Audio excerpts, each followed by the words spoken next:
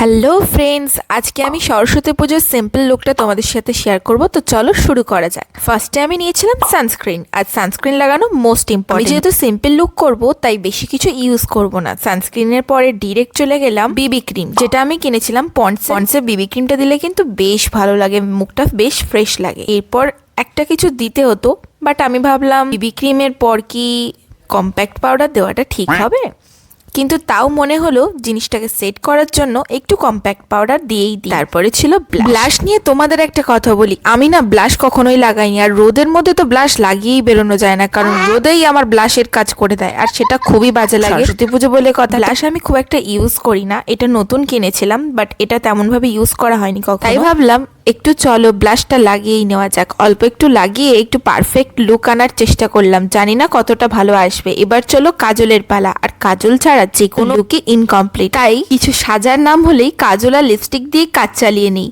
তো আজকে আমি তোমাদেরকে যেহেতু সিম্পল লুক দেখাচ্ছি, তো এই দুটো তো অবশ্যই থাকবে। তো চলো এবার লিপস্টিকের পালা। লিপস্টিকটা কিন্তু দারুণ, আমার ফেভারিট কালার পিঙ্ক শেডের, আর এটা পেয়ে আমি তো নাচতে শুরু করে দিয়েছিলাম। যাই হোক, নেচে কাজ নেই। এই লিপস্টিকটা জানো তো আমি অফারে কিনেছিলাম মানিশ মালহোত্রা লিপস্টিক মাই গ্ল্যাম থেকে। টিপ ছাড়া সব সাজই অসম্পূর্ণ। চলো এবার তোমরা ফাইনাল লুকটা দেখে নাও। 1 2 3। ধরা দিল কেউ অল্প চাতে, গেল কিছু গল্প হাতে, অকারণে আমি অল্প আঘাতে আরো নাম কি জানি তার, বড় অগুছাল কাটছে দিন আমার, বেজে ওঠে মনে পিয়ানো গিটার,